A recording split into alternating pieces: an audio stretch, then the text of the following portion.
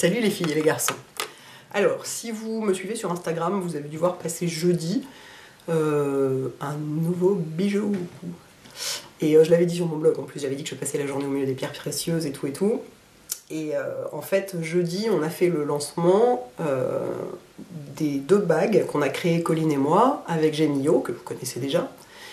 Et donc voilà, ça faisait des mois qu'on bossait dessus et tout, et on les a présentés au monde entier jeudi. Donc voilà, je peux enfin vous la montrer, vous en parler. Voilà. Regardez-moi ça comme elle est jolie. Alors la mienne, elle est en... Enfin, le modèle que je voulais... Moi, je voulais vraiment une bague d'index. Et je la voulais en or rose et spinel noir, parce que j'avais vu un modèle chez eux, dans cette combinaison que je trouvais très très jolie. Voilà. Vous voyez ? Et j'adore parce qu'elle est... c'est ce qu'on appelle un peu... Enfin, eux, ils appellent ça... Ils y connaissent bien mieux que moi en bijoux, évidemment. Et ça, vous voyez, ça s'appelle un bijou de peau. C'est-à-dire qu'elle est vraiment... elle suit complètement la forme de la main, elle dépasse pas du tout, elle accroche pas les pulls, vous voyez, ce genre de choses. Elle est vraiment complètement sur la peau, quoi. Et donc, on a eu l'idée de faire ça, en fait, parce que j'avais fait un concours avec eux, vous vous souvenez, pour les 7 ans de mon blog, et on s'est vraiment super bien entendu. C'est vraiment des gens chouettes, je les aime vraiment beaucoup. À la fois extrêmement sympa, nature, et plein d'énergie et tout, et hyper pro. Vraiment hyper sérieux, hyper réactif, vraiment, mais moi le professionnalisme c'est un truc qui est très important pour moi chez les gens, et vraiment ils sont waouh. Et du coup, comme on s'est super bien entendu, on s'est dit mais si on faisait un bijou ensemble, ce serait trop sympa. Moi évidemment j'étais complètement hystérique, hein, j'adore l'idée de créer un bijou complètement comme ça, comme j'avais fait avec Clémentine, quoi, donc de recommencer ce genre d'expérience.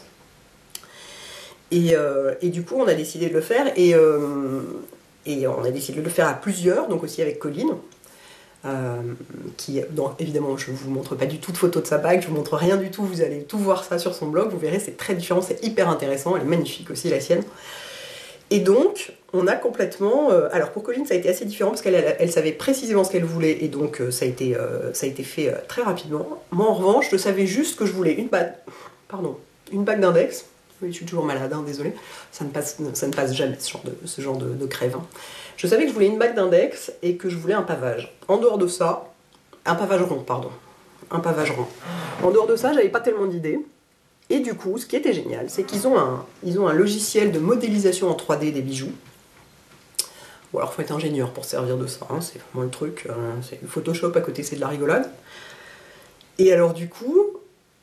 On a pu, c'est-à-dire que moi j'étais là, bon alors voilà, il faudrait que l'anneau soit comme ci, comme ça, il faudrait que ça fasse telle taille, il faudrait que le rapport du pavage par rapport à l'anneau, il faudrait que ça fasse telle taille, sur le doigt il faudrait que ce soit à peu près comme ça et tout, et du coup, au fur et à mesure, j'ai pris plein de photos de toute la création, donc je vous montrerai ça sur mon blog, je vous mettrai toutes les photos sur mon blog, vous verrez, c'est super intéressant.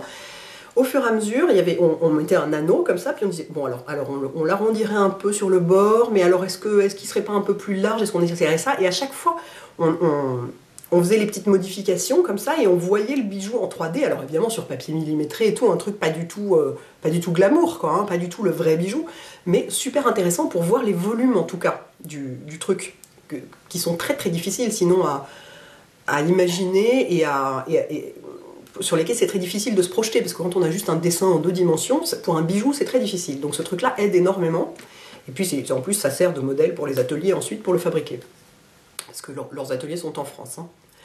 Et donc ça c'était vraiment, mais j'ai adoré, quoi. Je pourrais faire ça toute la journée, je crois, d'être là devant en disant alors attends, le pavage un tout petit peu plus large, est-ce qu'on mettrait pas une pierre de plus à cet endroit-là, mais si on... Ah puis alors il fallait tenir compte de la taille des pierres, de leur profondeur, pour pas que ça frotte sur la main et tout, donc du coup l'épaisseur de la bague en dépendait, donc on mettait les pierres sur le modèle, on incrustait les pierres toc toc toc comme ça, de façon informatiquement, quoi, et on voyait ce que ça donnait, enfin hyper intéressant, quoi.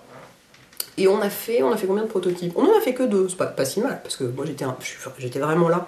Oui, alors là, le quart de poil de millimètre en moins, j'aimerais mieux que ce soit un tout petit peu comme ça plutôt, mais est-ce qu'on pourrait pas juste un tout petit peu plus arrondir l'anneau? Enfin, c'est vraiment des modifs minuscules, quoi, mais voilà, ils ont été en plus vraiment hyper cool, c'est qu'ils m'ont dit, on changera autant de fois qu'il faut, on refera tous les essais qu'il faut, autant de fois qu'il faut, jusqu'à ce que ce soit parfait pour toi.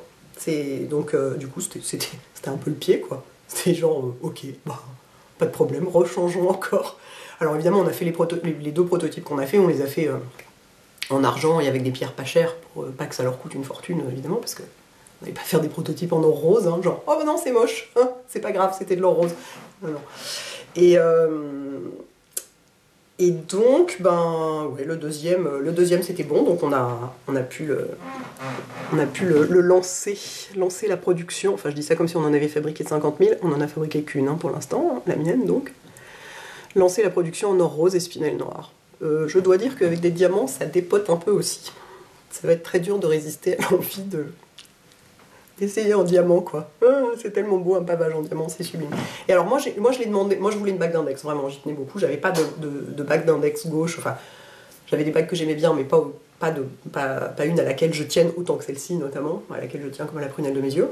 Pardon, excusez-moi. J'essaie de ne pas me moucher pour pas foutre en l'air mon maquillage, mais du coup j'ai un peu de mal à parler.